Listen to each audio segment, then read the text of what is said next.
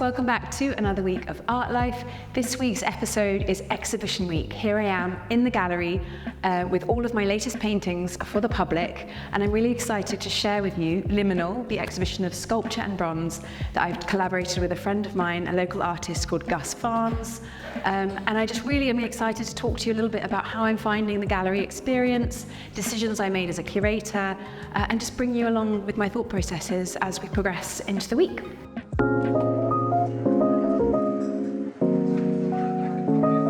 So, this exhibition is leading up to Christmas. So, unfortunately, we have had horrific weather. So it's been storming, raining. So many people have been not able to attend the show because the weather has prevented them, which is a side of winter shows I didn't quite anticipate.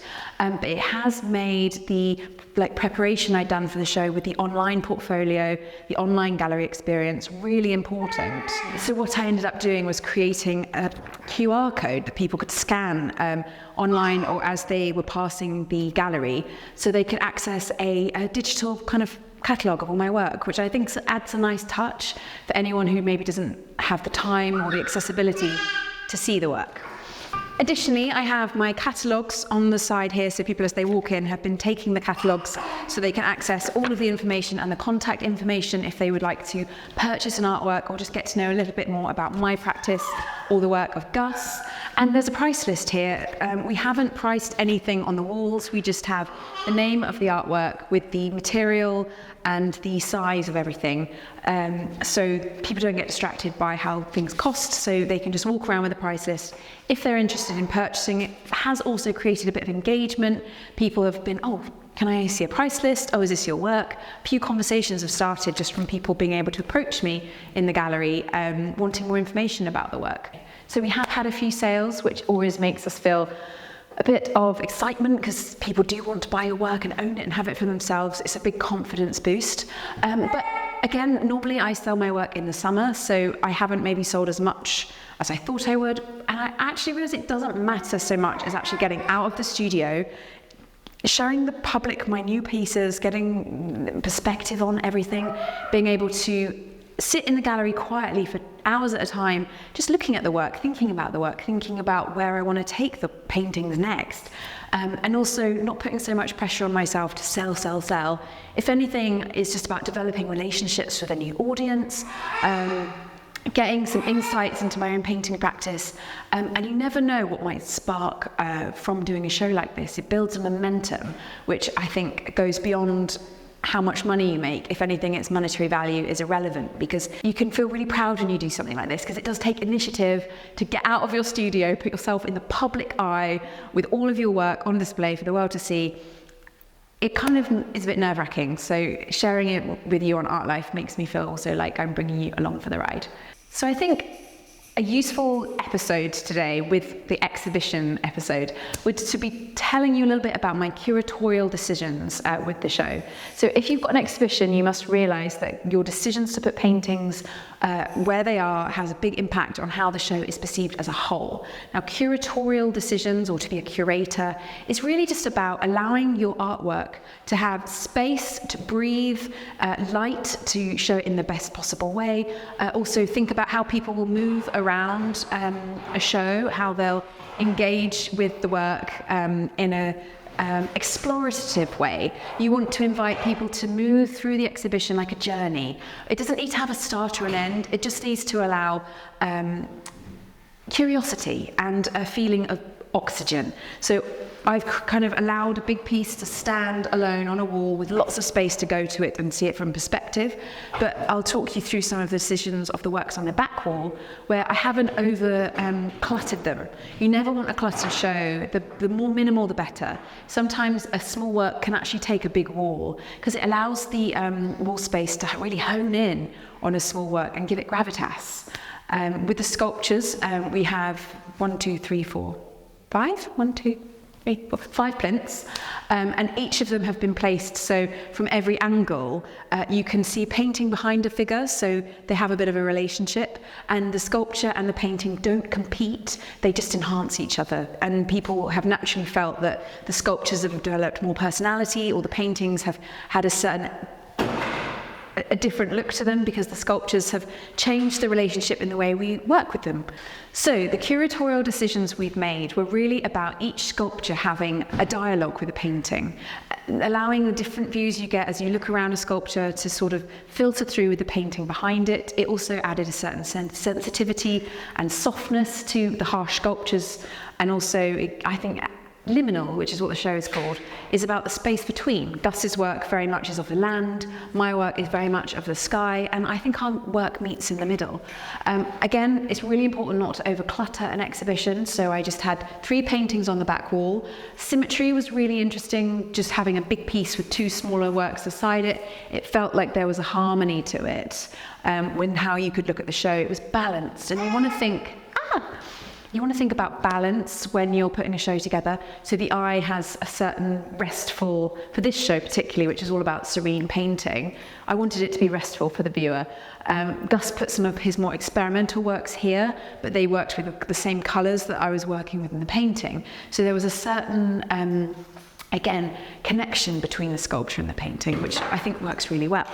I think that the unframed canvases have stolen the kind of show for me, seeing them as like windows or portals to really dive into. There's been a vernal celebration of spring with these pieces. It's all about new beginnings, dewiness, maybe a slightly more overtly feminine palette. I painted a lot of these when I was pregnant with Leo, so there's a feeling of fertility and wanting everything to feel like abundant and joyful, and a lot of people coming into the gallery have really picked up on that and responded to it, which I wasn't expecting, but has made me feel kind of like I'm on the right track with the painting.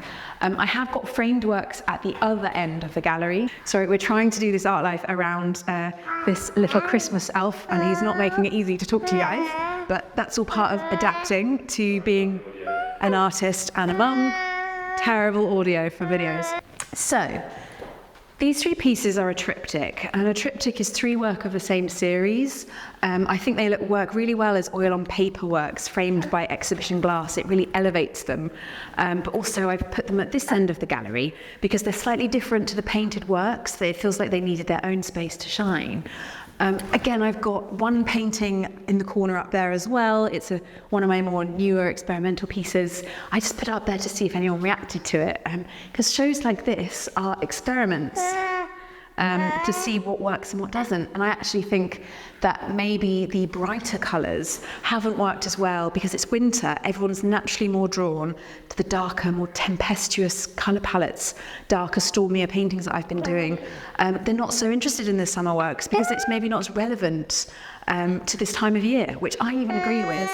So again, seeing the bronze sculpture, this one has a particular patina of stone. Again, working with the really misty study I did of a local skyscape. Just seeing the relationship that the figure has with the work, I think is so thrilling for me because it really changes the relationship I have with the work, which until now has just been in the studio. Suddenly it has a sense of elevation. It feels like it's a dreamscape, one of those hazy English grey days. The figure makes me think of the English landscape, that kind of wild, rugged, slightly, earthy. His work is so earthy, and I think it really grounds my painting. Yeah, it does. So I think it's been a really successful exhibition. 14 artworks, I think perfectly just about fit in this space. When I had an exhibition here last year, I don't know if you've seen the video of that one, please do check it out. If you haven't, there will be a link to it. I overstuffed the show. There was 21 paintings in here. It was my first solo, and I didn't really know. I just wanted to show everything, I like everything I'd done. Whereas this show, I really considered what was going in and why. And I think the journey is spring, autumn, winter, summer. There's a season of colour with this show, and it's really reflective of my year as an artist. as a landscape artist. So it's honest, and I think the authenticity hopefully shows to anyone visiting the show. Okay, so what's next for Art Life in 2024 as we approach the new year? So this was my most recent painting, and I think the drama and being able to get lost in that immersive landscape has really excited me. So I'd love to continue with that. I'm going to be going back to the research, going into primary research, lots more sketching, because I think just being able to be in the studio again, starting a new research project is so exciting. But also with Art Life, I feel like I'm going to be doing more workshops on how to paint with oil. A lot of people have come into the gallery wanting to talk about the approach to learning to paint, which isn't really done unless you have a formal education in Italy or certain atelier schools in England. So I'm going to go back a little bit more into how-to videos, how to paint with oil, the beginnings of priming a painting, building up an art practice. Because I think I really respond to that as well. I think when you share knowledge, you get to keep it. So it might be quite nourishing for my own practice to just keep sharing what I know about oil painting. So yeah, a series of how-to episodes, going back to the drawing board with some exciting new landscapes, maybe a few adventures that we could do and go into some wild landscapes. We just got back from Cornwall, but there wasn't enough time to really go into the wild coastal work. So I'd like to do some more of that. And we have a lot planned, travel-wise, art-wise, how-to-wise with the Art Life videos coming up. So really excited for you just to be part of this journey. And if you haven't subscribed, please do, because then we can give you regular updates whenever I drop a new video to the public. So you can follow me on Jess Oliver Art on Instagram, where I post pretty much daily just about my daily practice as an artist, the things I'm working on.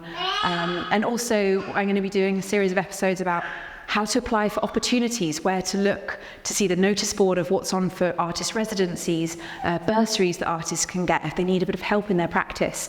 Because I think art can be incredibly isolating. You can feel when you're in a gallery space that you have a community and an audience and you're connecting, and then you finish the gallery or you finish the exhibition or whatever you've been doing, and you go back, you squirrel away back in your studio, and particularly in the darker months, I think you can just feel kind of cut off from a forum of art. And maybe with Art Life, I'd like for it to be more of a community of artists and like-minded people who like art, to feel like they can connect to each other and ask questions. If you ever have any questions or workshop ideas you'd like me to do, leave them in the comments below. I love getting back to you and hearing your thoughts on what we're doing here at Art Life. So that's just where I'd like to take it next year in 2024. Thank you so much for watching this week's episode of Art Life Exhibition Week. It's been an absolute pleasure. Please like and subscribe. Any comments below you have, I'd love to hear, and I'll see you next week. Thanks guys, bye.